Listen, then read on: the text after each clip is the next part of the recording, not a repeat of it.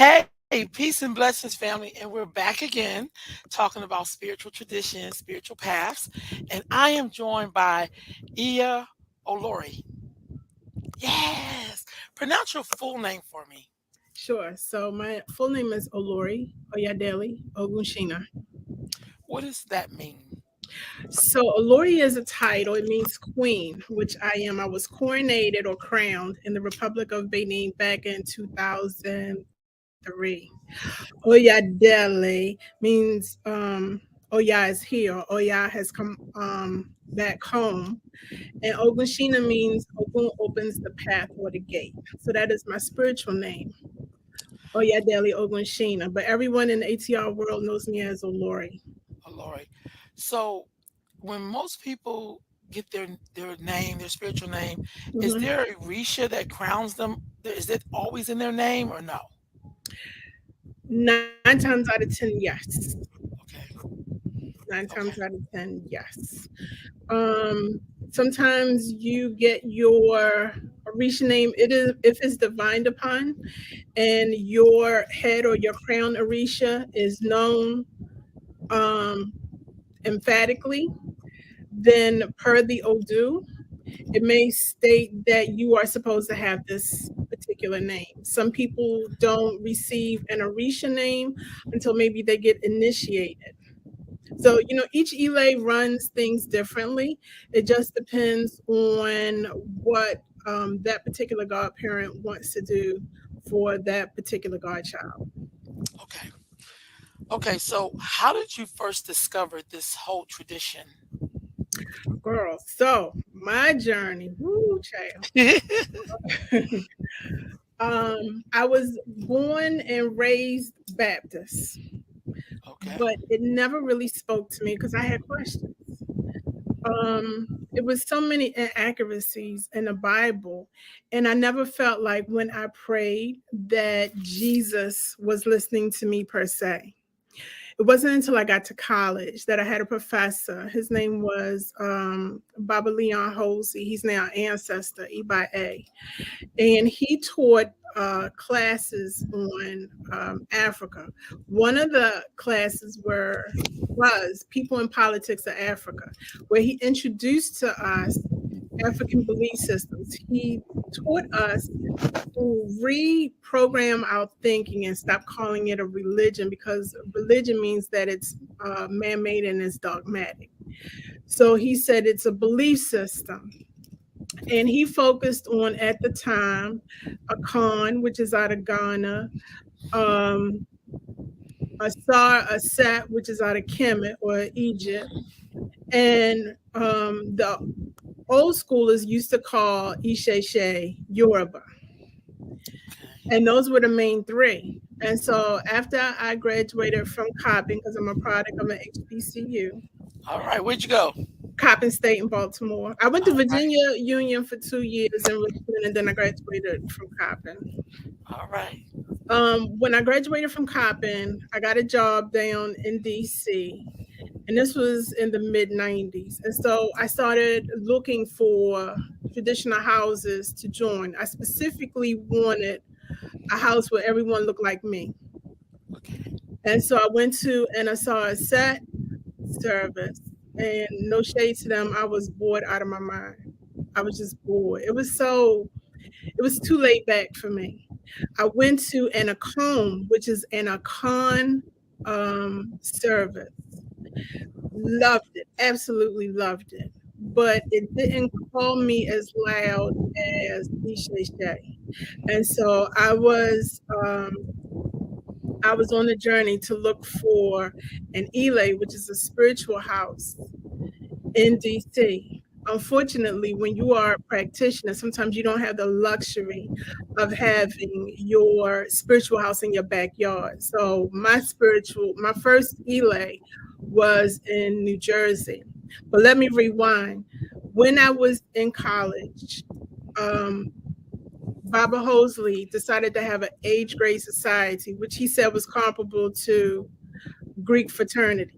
He couldn't understand how Black folk wanted to be in a sorority or fraternity because, like Asa Hilliard said a long time ago, You suffer from double consciousness when you try to be a black Greek. There's no such thing. But I digress. So I got chosen to be a part of um, his female age grade society. And part of our initiation process was to go down to Sheldon, South Carolina, to Oyatunji African Village. And so he wanted to see how we would conduct ourselves in the African village if we could hang. And we went down there and I was hooked. You know, everyone there looked like us. People were speaking Yoruba and English. Um, Everyone had on African clothes. It was, you know, drumming and singing. Everyone was warm and welcoming. And I said, this is it. This is where I want to practice. And so fast forward to me moving to DC after college, I couldn't find um, a spiritual home that called to me. I found one in Jersey. After I left that particular house, I hooked up with an Oshun priestess in Maryland. Her name was Ia Oshun Bamake Aduke Ibae. And she became my godmother. And she was the epitome of Oshun, the epitome. And so, under her guidance and her tutelage, I was blessed to go back down to Oyatunji and get initiated into the Gungun Society. And then a year later, I was on a plane going to Dahomey, which everyone knows is Benin Republic, to get initiated to Oya. And then 9 months after that, I was back on the plane going back to get initiated to Shango. And so that has been my journey. I, after my godmother passed, I studied under a few priests, specifically Gromambo Angela Novayan Adayazo, who unfortunately recently passed, Ibae. She was a high priestess in voodoo in Philadelphia, and she taught me a lot. And so dealing with her and meeting new people, I eventually met my current godfather, who is the former Araba to Ikiti State, Chief Bode Fashui. And I've been rocking with him ever since. Right on. And so that's my journey. So, how many Orishas are you initiated to? So technically, I'm initiated to three: Oya, Shango, and Ifa. We don't consider the ancestors Orisha. Okay. So, but I am initiated to that Egbe or that society. Okay. So, what's the difference between when you say Egbe or society? What does that mean? So back in the day, I'm talking about in the 70s and 80s and probably mid 90s, people used to call, they didn't use the term Egbe. They would say cult. And, you know, unfortunately, cult has a bad connotation. So it's probably been since maybe the 2000s that people stopped using the word cult and they use the term Egbe, meaning that society. When you are initiated to a particular orisha, if you go to a drumming or to a festival and they call for Egbe or Ya, then all of the Oya priests and priestesses would get up and dance, you know, show their reverence, etc. So that's the difference. Okay. Okay. So, in your journey, have you come across like people who weren't really in good character? Girl. Ah, 'Cause I know don't, that's the basis for, it's all about that good character. don't get me started. Don't get me started. And what did you do? I mean, like when you come across someone who's not in good character, how do you deal with that? Wow. So me, as a back in the day, I had no filter at all, none. As I get old, I'm trying to mellow out. I'm trying to think before I speak. But what I find disheartening is when you have male priests that prey on females. and they use fear, they use bullying, sexual harassment, um,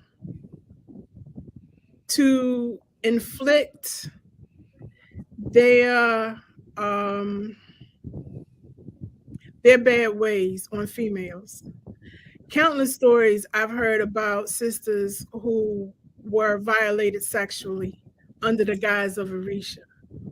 You Mm, have some babalawos out here, for instance, um, the story that was told to me from a babalawo said that there was a babalawo in New York who had, I don't know if it was a client or a godchild, but the sister had cancer and it didn't look, her situation looked bleak. And the babalawo told the sister that if she wanted to get healed, he had to have sex with her. wait, That he, what? yes, he had to have sex with her, and that he was going to put the medicine on his penis and insert her, sexually. Long story short, unfortunately, the sister died.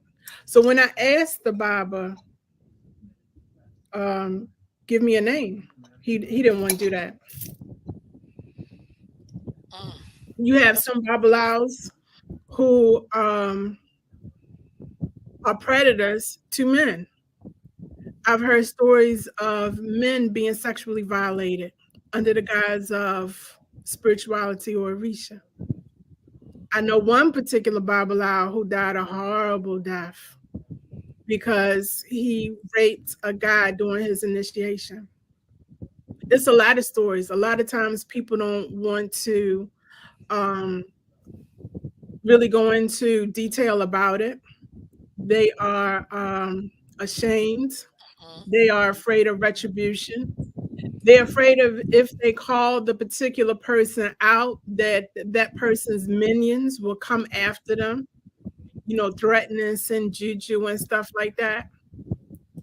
But like I tell my godchildren, I don't fear no one. I don't fear no one that's walking on this earth, because if man put a curse on you, man can take curse off of you. And so if you speaking your truth, your truth doesn't have to be validated by someone's ignorance. That's a quote from Baba Dick Gregory, Eba A. mm-hmm. When you encounter people who have been violated, you gotta do something. And so a lot of times, people who come into this belief system looking for elevation, looking for salvation, looking for peace, looking for enlightenment, and then they meet with someone who has questionable moral character, someone who is wretched, someone who ain't worth a damn. They leave, and they'll either go back to the church, go back to the mosque, or they'll just say to hell with it. They want to lump everyone who practice African spirituality as being shady, being a scam. We all aren't like that. But I find that if you know someone is doing bad and you're not calling that person to the carpet, then you're just as guilty as the person who is committing the crime. I agree.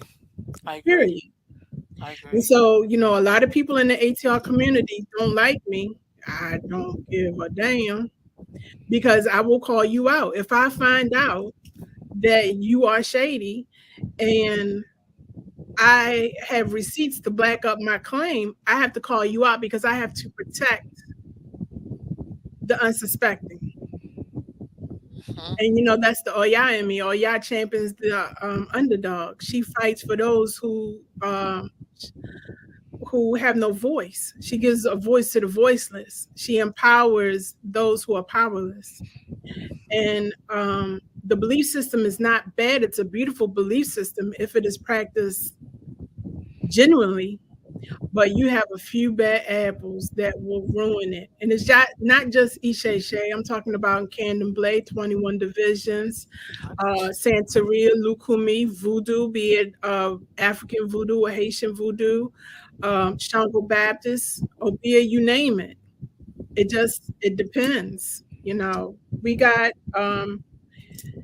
Ishe, we got our fair share of scoundrels, to say the least. But There have been priests that if I'm in a spiritual setting and I know the person ain't worth a damn, I tell them, don't speak to me.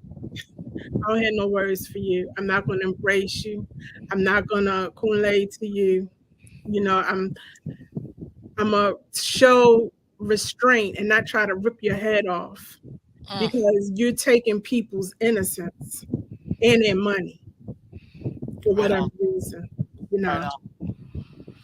Yeah, I think that's a struggle even in regular religion. Like the bad character people kind of always show up. Like I think that's a part of the human condition. I mean, if you will, like in societies, like it's gonna be some crazy people up in here, or people who character is not good.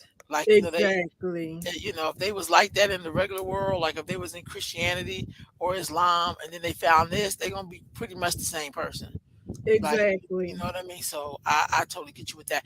Let's talk about Oya for just a minute.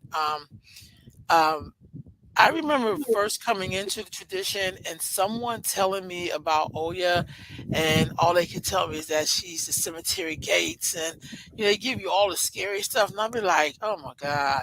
So, could you tell me, since you are initiated to her, what is Oya about? So it's Aya, Oh yeah. Aya, and her name literally means she tore. So she is the tempest. She is a water deity. Keep in mind, she's African, but over here we equate her, or she's been equated with the cemetery. So Oya governs over the um, Niger River. She was Shango's favorite wife. It is said that excuse me, it said that Shango cannot go into battle without Oya. She is from Iraq. She is a queen in her own right. She's the queen of the marketplace. So she is about her coins. She is about money. She is a very shrewd businesswoman. Oya is the mother of nine. So she gave birth to Egungun. Oya is the last breath you take before she ushers your spirit into the spirit world. Oya has the ability to call forth the dead or to send them back. She is good friends with Iku because she works alongside spirits. So a lot of people think that Oya is just this, tall Amazon who wears a beard and is scary. But Oya is graceful. Oya is a queen. Oya is beautiful. Oya is powerful. As I stated before, she champions the underdog. My elders in Dahomey told me that no one specifically, no Orisha wants to go to war with Oya because they would absolutely lose. Oya is just that powerful. She is the wind that you feel um, on any given day. She can come in the form of a hurricane or tornado. Um, she's extremely um, I don't want to say impersonable, but she's about business. Hmm. You call upon Oya when you absolutely need to get something done because I always tell my godchildren, if you need something done correctly, get a Omo Oya, which means child of Oya to do it. And it'll absolutely get done. She isn't about, excuses, a whole bunch of who shot John and what happened was. Right. She's about getting the job done. That is Oya. And so a lot of people are afraid of her because they really don't have too much information written about her from a Black perspective. I'm currently writing a book about Oya Okay. from my experience in Dahomey. And so part of my book will have me to go back to Dahomey so I can interview some elders there who can go more into depth because I want my book to have pictures and hopefully I can do a video too about, oh yeah, because we need more books written about the Orisha from a Black perspective. Right Her on. voice needs to be heard. You know, sometimes it gets a little disheartening. Everyone wants to be a child of Ashun, everyone wants to be, you know, a child of Yemaja. Every male wants to be a Shango. Hmm. But, you know, when you talk about Oya, the only time they think about Oya is around Halloween. Oh That's wow. it. And it's like, no, you know, Oya, um, membership has its privileges. If she selects you to be a part of her egbe or her society, baby, you win. Because I don't know no broke Oyas. Right You on. know, my Oya has taken me wherever I want to go. I'll go to her and say, I would like to go here, here, and here. And she'll make it happen. So it's a lot of misconceptions about Oya. But I tell folk, unless you get on a plane and you go to the source where the belief system is practiced, you can only speculate about what you heard, Right thinking it's on. the truth. So with that being said, you brought up thy homie. I wanted to ask you, did you see the Woman King at all? Yes, ma'am. I sure All enough right. did. So and you talked about thy homie. I'm sorry, I made to show that again. You talked about thy homie, and um, first of all, how did you feel about the Woman King? Because um um I mean, how can we talk about the homie? I liked in the film they did have some Ifa in there, Shay Shay in there, but what did you think about it? And did it put you in the mind of Oya at all? Or Yes. okay, What I loved about that movie, because I wasn't going to go see it. I was going to wait until um, it came, I was able to stream it. And then I was going to go, you know, I was going to watch it either on Netflix or Amazon. And the sister, Oloye Taisi Abiye, who wrote the Isheshe workbook, she said, no, sis, you got to go see it. So I was like, okay. I love that movie so much. Now, it's not a documentary, right, it's edutainment. It's a movie. right. And so what I shared with the Aloye was that you saw different aspects of Oya in that film, Mm, especially at the end, um, after it was all said and done. You saw a softer side of Viola Davis's character. People think that us Yas are just all, you know, 24/7. No, we do have a softer side too. Um, I love the fierceness. Um, I love the passion. It's so much I want to say about the movie, but I don't want to give away any spoilers. You know I what I mean, mean? I done seen it 4 times. I've been taking young girls to go see the movie. Like some are going tomorrow. You know what I mean? So I teach a lot of schools because Yeah, I just think it's so empowering. Like, how it's could you not feel very empowered? empowering. Um, what it shows is that no matter what, they each had one another's backs. Hmm. Even during adversity, you know, at the end, when Oba got what he got, I said, the elder said, no man wants to go to war with Oya because you Hmm. will absolutely lose. And he did. And so he got what he got. To me, that movie was beautiful. Yeah. Aside from the fact of the history, again, it's not a documentary. Right. And so that movie showed women being empowered, women being strong, women being vulnerable. Hmm. it showed women taking care of their business and how much we can endure under adversity. Hmm. It just, that movie is awesome.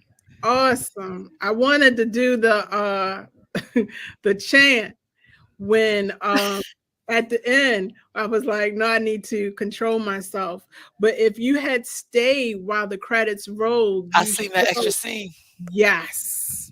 Yes. And she was pouring libation to the ancestors and honoring the ones who were no longer with them. I said, this is so damn powerful. Mm. So powerful. And as a Ianifa, I specifically enjoyed her pounding E King, marking Odu, and then interpreting what the Odu was saying so that Viola's character could get a better understanding of what lied ahead in the future. But I'm Hmm. glad that Viola listened and did the Abba, which was Yes. important. In our tradition, what's the point of getting a reading if you're not going to do the Abba? Abba means the sacrifice. You don't necessarily have to sacrifice a chicken or a goat or a pigeon, but you have to give up something to get something. And some people, they don't want to do that. They want quick fix. But that movie, if it doesn't win an Oscar, I'm sure they're going to get a lot of accolades and awards from like TV One and whatever other black or so-called black um, show wants to give them because it was awesome, and all of them, they earned their accolades. So the other beauty that I liked about the movie itself and the story they were telling, that's like the diaspora story. So it doesn't belong just to African Americans. Like that cast was actresses from South Africa, Right, Uganda, Britain, Nigeria, I mean just all all America. over. I mean all over because really all of us are a part of that story. You know what Yes, I'm saying? Like I feel like we don't sometimes I hear this argument about British black actors taking jobs from American actors or and I'm like, y'all, like, are you serious? Like nobody can really tell y'all apart half the time. You know what I mean? So I thought that was beautiful that I watched a lot of their interviews and I was just blown away. Like I think everybody they had in there was perfect. I agree. I Everybody. agree. The casting was spot on. Yeah. Yeah. It was visually stunning. I love the Yes. cinematography. I wanted the outfits. Me too. I want my house to have that bathhouse.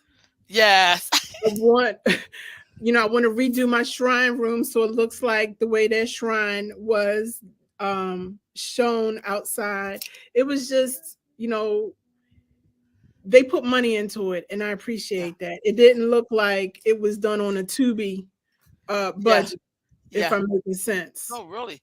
Well, it Yeah. took her 6 years to make that to get the green light. I mean, to really get the support they needed to do that film. And I think the beauty for another beauty for me is like this wasn't fantasy. No matter how they're telling the story, we knew that there was some women who lived like that in that time.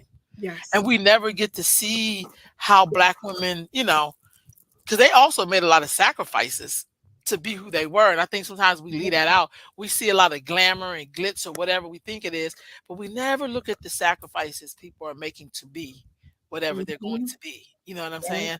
We just think it's like, I want to be a star, but you have no idea the sacrifices people go through to be Yep. where you see them shining. You have no idea. Exactly. How did you feel about the way they presented Isheshe in that? I loved it. I loved it because it wasn't they took the spookism out of it Mhm. and it was just very natural. And if you are a practitioner, if you are an E5 practitioner, you're like, girlfriend was spot on. Spot on. I really appreciate it because very rarely do we get to see anything like that and it's not done as a joke.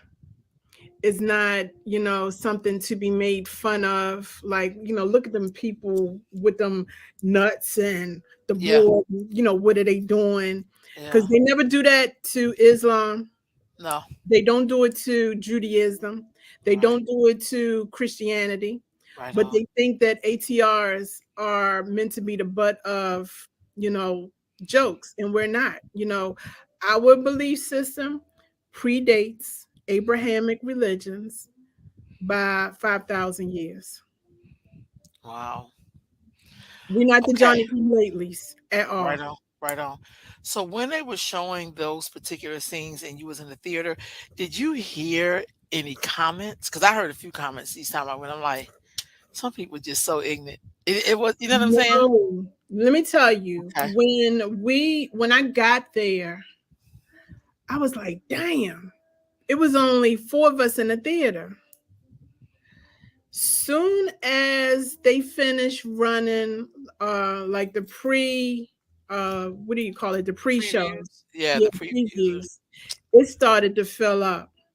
By the time they got to the first scene when the women were in the grass, Hmm. the theater was packed. Okay. Packed. And so you could hear a pin drop. There was applause where applause was warranted. There was laughter when laughter was warranted. And at the end, people clapped. Hmm. And see, I'm a nerd. I stay because I want to see, okay, who did the makeup, who did the costumes, who did Yeah. the catering, where was the film, who was this character. That I stayed and I saw her pouring libation. I was like, oh, as an Egungun priestess, that just touched my heart because we never see that. We never see us portrayed in a positive light on the big screen. Never. Mm, mm. Wow. You mentioned Shango, Mm. that you are initiated to Shango. Who is Shango? Shango is a deified ancestor. He was the fourth Alafin or king of Oyo, ancient Oyo. Some people say he was a third, but nevertheless, he was a real person. Shango is a manly man. Shango detests liars. Mm, Shango rules with the iron fist, but he too champions the underdog. He protects women and children. Shango has a close relationship with Obatala. Shango, during his time, he had three wives: Oba, Oshun, and Oya. Shango, his egg bay is worldwide. I don't care where you go in the world. If you say Shango, everyone, be they in Brazil, Trinidad, Cuba, Puerto Rico, DC, New York, South Africa, they know who Shango is. He's a very powerful deity. He, when it's thundering and lightning, he's that boom that you hear, followed by the lightning. He is powerful, very powerful. And he is a deity that you don't want to cross and get on their bad side. right on. Okay. What about Ifa? You are initiated to Ifa. Hmm.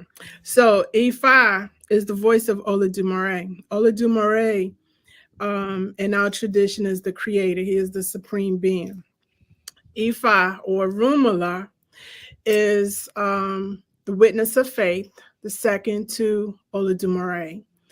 Hmm. In the pantheon, you would have Olodumare and then Ifa, the Orisha, and then us. That's a loose translation Hmm. of the Okay. pantheon. Um, Ifa is he's the highest level that you can go when you are uh, getting initiated in our belief system. meaning you don't have any priests to Olodumare. Is no such thing. You either are an Olorisha, meaning you're initiated to the Orisha, you are Awo, which is male initiate, male Ifa initiate with 17 years or less of training, or you're a Babalao, which 17 or more years of training, or Ianifa. That's it. Um, I just had a brain fart. That's all right. Ifa is a way of life. So when people talk about Ifa, not only are they talking about the way of life, but they're also talking about Arumala as well. Okay. Okay. So let's look at. I know you said you are. I don't want to say initiated because you said it's not like that, but to the Egungun. Yes, Egungun is ancestors collective. Okay. Okay. So what is that? So that would be spirits, ancestors. Okay. Um, your Egun would be your immediate or your blood, like your grandma, your great aunt, your uncle, those who are in your blood. But Egungun is the ancestral collective. Gotcha. Gotcha. Hmm. So it do you find that there are a lot of people who belong to that society or no? Do you get chosen for that? Does that come up in reading? How do you know that you could belong to that or you get chosen for that to be a part of the Egungun society? So let me share a little story with you. Okay. When one of my best friends is the last wife of the first king of Oyatunji, Okay. and her name is Ashimbami. So Ashimbami, when she was living in Oyatunji, she had said that one day her and a couple of young priestesses were walking about, and they happened upon a plantation in a slave house. And I told her, shut up, don't say nothing else. I'm coming down the following weekend because I want to see it for myself. So I go down there, and we had to walk a country mile. That's putting it lightly, but we had to walk to get to this plantation. We get to the plantation. I see the houses on stilts, and I was in awe because you read about it in the books, but your school ain't gonna be like, okay, instead of going to King's Dominion, we're gonna go to a plantation. They don't Right. do that. Right. So I see the house, and I'm like, the moment I walk up to the house and I bend down, I see two children staring back at me. Wow. And I'm like, shit, y'all see these kids. And then I could hear people inside the house. So the people at the plantation had nailed the door and the window shut because apparently Ashambami and the priest they were leaving offerings of food and candle and drink for the spirits that Right. resided in that house. And I could hear the spirit say, let us out, we need some air. And I didn't have anything to try to pry open a nail. So when I came back down the steps, I see this old man leaning up against the tree, and he was smoking a pipe. And I was like, bruh. He was like, I can't do nothing, I'm old. And it dawned on me that I'm seeing and hearing spirits. So as we were walking, because we walked like in a big circle, I could hear drumming. I could hear the Africans um, talking to me, wanting to relate a story. Baimi had brought her notepad and pen because she was writing everything down. She Mhm. was supposed to write a book about that plantation and the people on it. I could hear the Native Americans clear across on the other side of the river. And that whole experience, them spirits were jumping out of me. It was, you know, that scene in Ghost when Whoopi Goldberg was in her parlor Mm-hmm. and the ghosts were jumping in and out of her. Uh-huh. Maybe that was me. They Wow. wore me out. And so by the time we were about to leave, there was like some pots and utensils and things. And I had really wanted to take it as a souvenir. And one of the spirits, her name was Big Mom, and she said, "No, don't take it," because she cried many a tears in that pot. And she said, if you take this pot back with you, it's only going to bring you grief. And Mm. so we left. And by the time we made it back to Ocean Baby's her house, because she lived at Oyatunji, I was worn out. She was like, you know, you got to take a spiritual bath. I couldn't do it. I could not do it. So she told Kabiesi, the Oba of Oyatunji, the first king, what had happened. And he did divination. And she came back and she said, "You, my dear, are a medium. You need to get initiated to the Egungun Society." And so 9 months after that, I was making my way back to Oyatunji to get initiated into the Egungun Society. Wow. And so a lot of times when people need pots or shrines, when they need to be elevated to certain levels, meaning if they need to get initiated or go through a ritual, it will come up in divination. Gotcha. I don't know if someone says, "I want to get initiated to a Gungun society," and someone will just initiate them, they should have divination perform, because it may not be that person's path for them to be an Egungun priest or priestess, if I'm making sense. It may not Yes. be in their destiny. Yeah. It's Not like when everyone people is see called those. Huh? no, I was going to say it's not, everyone is not called to the priesthood, be it a Gungun or a Risha. Gotcha. That's like when people say, "I know that I'm Oshun," and then they get their reading and the Shun ain't nowhere in there. It's like you Girl, know, you want to be so because you think that's cute. Like I want them boots. You know what I mean? It's like yeah, it's just not the same thing. So yeah. when you are a gungun priest, what are your duties? What do you do? So, as an Egungun priest, if you are trained, you can perform Itutu rites or you can do funerals, but you have to be trained. Right on. You should be able to pass spirits so that you could do ikujokos or misas or seances. You should be trained on how to banish spirits.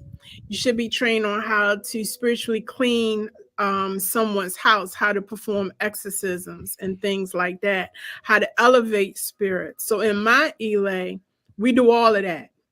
And when it's warm, um, we normally go to black cemeteries and we do ritual to send those ancestors to the light, because some people seem to think, well, when you die you automatically go to heaven. That's not the case. A lot of times you have people who are wandering spirits, they don't know that they're dead, and so it's almost like they're in limbo, and you got to Mm-hmm. give them a little push and tell them to go to the light. I Right on. started once I got initiated. I was initiated in April of 98. um that summer, um I was back, matter of fact, in July when James Bird, do you remember that brother? Yes, that was drugged to death. Yes. Mm-hmm. That hurt me to my core. And so what I did was I got with my godfather in Egungun and I said, I need to do some sort of appeasement for those who died during the Mayafa, those who died during enslavement, Mm-hmm. those who died during Jim Crow, and Mm. those who died up to now, meaning James Byrd. And so this is when the internet just started to take off. I was able to print out, I got, and I still got it. It's a book about this thick of names going back to like the 1860s of Mm-hmm. men, women, and children who had died. Um, Either on plantations, lynchings, whatever. And it was a 3-day ritual. And I had put the call out to other Egungun priests. No one showed. And so Mm. it was me and my godfather. We were out doing um doing the ritual to send those souls to the light. Mm. And it was a powerful ritual. And I believe James Byrd name was probably the last name that I had called. Um, After we had finished the ritual. Mm. And so Have you? I've been doing that, ongoing. So how often do you do it? Are you? In the summertime, we haven't had a chance this summer, unfortunately, because I've been so busy doing spiritual work damn near every weekend if I wasn't traveling. But last year, my godchildren will tell you, every Sunday we were in the cemetery uplifting spirits. So I do it as often because I've been tasked to go to black cemeteries first and send those souls to the light before I can go to other cemeteries or graveyards and worry about those African. And when I say African, I mean black folk. I get that. Yeah, African spirits. That's my primary focus is our people. Mm. Okay. Have you been to the lynching memorial No, in Montgomery, Alabama? no, we haven't gotten there yet because I mean Maryland has a lot of black cemeteries, and Hmm. so we still in Maryland. Wow.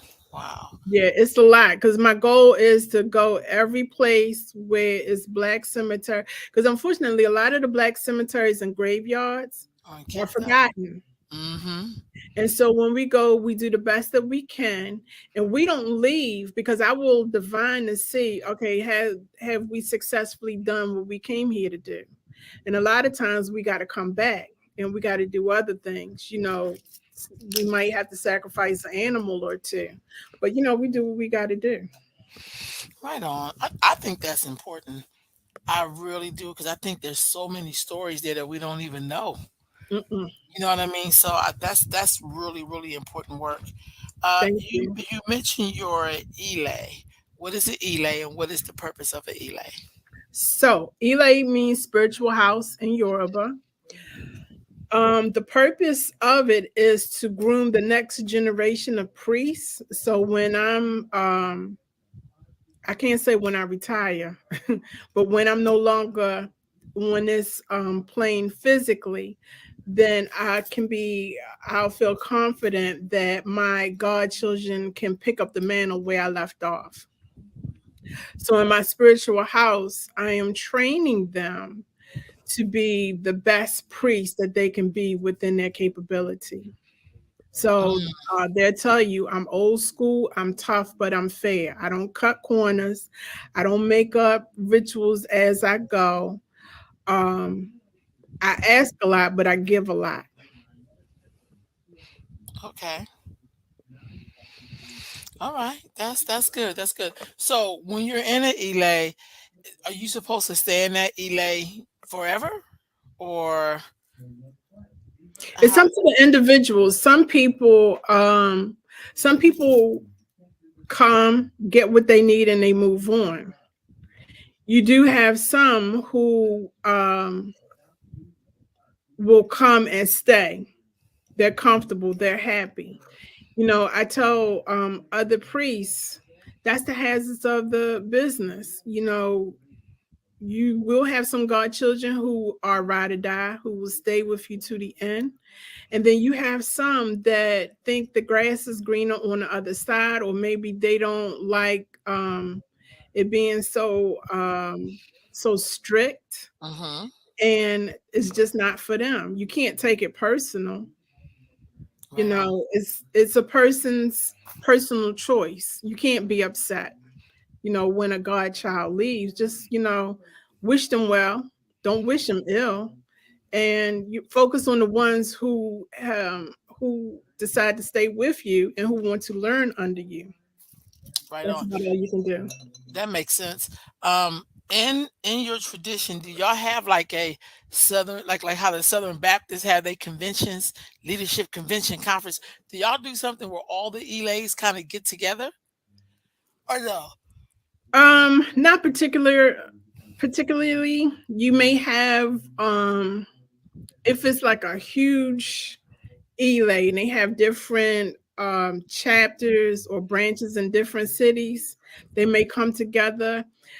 I know in the DMV, which means DC, Maryland, Virginia, in that Right. area, we Yeah. have this thing called Sacred Healing Circle, where all of the ATRs will come together and it's like drumming, singing, people, you know, possessing or mounting their deities. It's like a healing, um, lack of a better word, symposium or Right. festival. Um, they do that, but for the most part, no. Okay. I just so do you ever so when you look at the different branches, I'm gonna just say like if it's Isheshe or Lokumi or Santeria or whatever we have, Mhm. are there times where those different branches kind of get a chance to work together a little bit? Yeah, if they have like sometimes festivals, Okay. you know, like in Philly in June, there's Sunday. a festival called Odun Day. Yeah. It's a street festival, but it started out as a festival to honor Oshun. Uh-huh. So the Iya who started it was a Lukumi priestess. And I believe that you have other ATRs that will come and support because during the festival, they'll have a processional. They parade the egungun. Um, we have offerings. People take their offerings to the river for Oshun, and that's supposed to be the official start to the street festival. But you know, that's just a minute few who may come and participate. And you can tell who are practitioners because we're all in white. Some of Right us on. may wear our Orisha accents, meaning by me being a child of Oya, I might have on white, maybe a purple hat wrap or a purple Gotcha. arrow. You know, someone, if they are Ogun, they may have on green, white and green. So it just depends. Okay. What is the purpose of all the white? So white, white is light. White, white keeps you in check, meaning you're not gonna cut up and act a fool when you in all white because you know that you are doing something spiritual, and so you kind of don't want to get dirty. Sometimes it's unavoidable. You know, there's a thing you have your working whites, and then you have your festive whites. So when you see practitioners and all white, then you know that they um number one that they are ATR practitioner. Mm-hmm. Number two, they're probably going to a function, and it just shows respect for the Orisha. Sometimes you can wear other colors. Yes, you can wear other colors, but white it shows your humbleness and servitude to the Orisha. Right on. Right on. What do you call it when someone is just starting their journey? Is there a certain name for them? Yeah, so Alejos or Alejos are outsiders. Once they find a Elay and they join, but however the protocol is to join that particular Elay, then they become an Aberisha. If they go through the ranks and get initiated to the priesthood, to the Orisha, they become an Olorisha. or they become a Baba or Iya.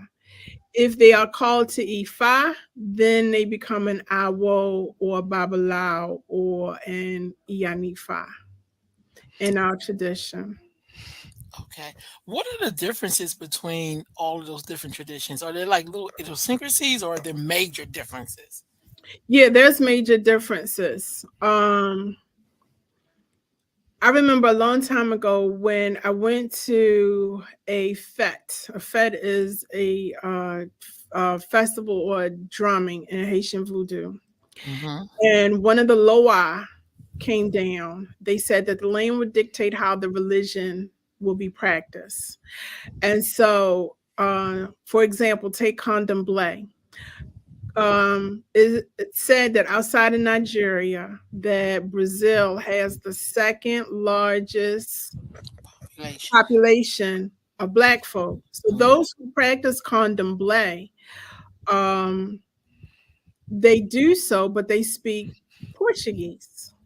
Mm, So those who know Yoruba may sprinkle their Yoruba in with their Portuguese, but those are some differences there. I forget up until what period they didn't have any, and I could be wrong. They didn't have any like Babalaos or Ianifas. It may be mm, up until maybe the 80s, I think, that folks started to go to Nigeria, get initiated. Nigerians started to migrate to Brazil and mm-hmm. initiated. So now you have um, Ifa priests in Brazil. But up until then, you had the EIs, which they call May, MAE. And I forget what they called the Babas, but they were doing all of the work. In Cuba, they practice regla de ocha. And so they would synchronize their Orisha with Catholic saints. Mm, So they would sprinkle their Yoruba with Spanish. And so that's how the wherever the African was dropped off during the Ma'afa. And for those who don't know what Ma'afa is, it means transatlantic slave trade. Wherever our people were dropped off, the belief system morphed from Isheshe into Candomblé in Brazil, Regla de Ocha in Cuba, Haitian Voodoo in Haiti, Shango Baptist in Trinidad and Tobago, mm. um, Obia in Jamaica, Santeria in Puerto Rico. You understand what I'm saying? Yes, ma'am. Okay. So that's how the belief system morph. But make no mistake about it. Isheshe is the foundation from which all Orisha-based religions sprout. Why? Well, maybe it didn't. I don't know. But in North America and in the U.S., um, did it did it survive at all in North America? Yes. Okay. Yes. If someone says no, they full of shit. Yes. It Okay. survived. Could you give me an example? You're looking at her. It survived. Okay, I get that. Yeah, it survived. You know, when I was on my journey, and this is no shade to the Lukumi folk, I never felt the need to learn Spanish to practice the African religion. So I said, I'm gonna go to the source. And it just so Mm, happened that, you know, my Aegon sent me back to Dahomey to reconnect with my father's side and get initiated into Oya, the Egbe of Oya, through the Dahomey system, because that's where my people come from. My people are half Fawn and half Yoruba, but we're more so on the Dahomey side. mm. Wow, that's beautiful. A couple of more Mhm. questions before we wrap up. Sure. Getting a reading.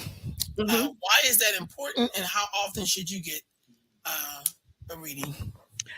I try to So remember the name for reading, but my brain went like divination, it's okay. divination. Thank you. It's okay. So it's important because it gives you a blueprint on how you should conduct yourself and how you should live your life. Now, if Hmm. you out here living foul, I suggest you get a reading once a month or a divination once a month. Right. But if you are, just trying to find your way, you just want to make sure you are fulfilling your destiny, I say once every 3 months is appropriate. Or unless there's something big or major that's about to come up, maybe you are going up for surgery, or you're trying to get a job, you're trying to move, any kind of big life decision, you kind of want to get a divination on, Mm, just so you can avoid any traps along the way. You want to be proactive and not reactive with gotcha. respect to getting a divination. Is most important. I tell my clients, please don't wait until shit hits the fan. Mm, You want to avoid that by getting a divination. That's step one. Step number two is doing a prescribed ebar. Again, ebar means sacrifice. It doesn't necessarily mean that the client has to go find a chicken and kill a chicken. That's not what I'm saying.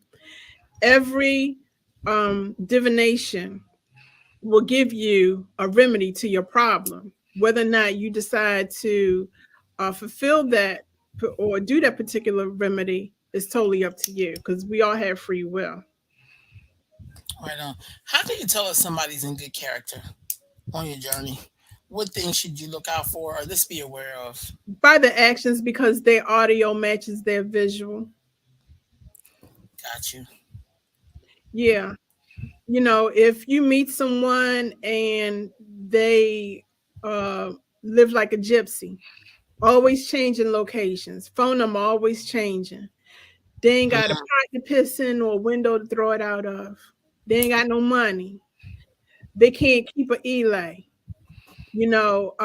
Anytime someone goes before them to get a read and they pulling out tarot cards or crystals or water gazing, they might do the guess method. They don't look like they have Iwapweli, gentle character. They just look a hot mess. And you can mm, spot messiness a mile away. that's real That's tough. the person you want to, I tell folk, run fast, run in the opposite direction. Because your Ori, your spiritual third eye would be like, there's something not right about that particular person. And you need to recognize that red flag. And just don't think that it's gas. Oh God, yeah. Look, I so enjoyed talking with you. I think you gave us a lot of information, and I thank you so much for spending this time with me and just talking with me. So I'm gonna wrap this up. You have any parting words? But then don't hang up. But you have any parting words? No, I just hope that I've enlightened some of you all. And feel free to reach out to me on Instagram. My handle is Afri_Bohemian_snob at Instagram. Facebook, it's Olori Oyadele Ogunsina. And my website is www.itsolori.com. Oh wow. And hopefully my book will be out by maybe the fall of next year. All right. Thank you so much for joining me. And y'all, I will see you Um, again. Peace, y'all. um,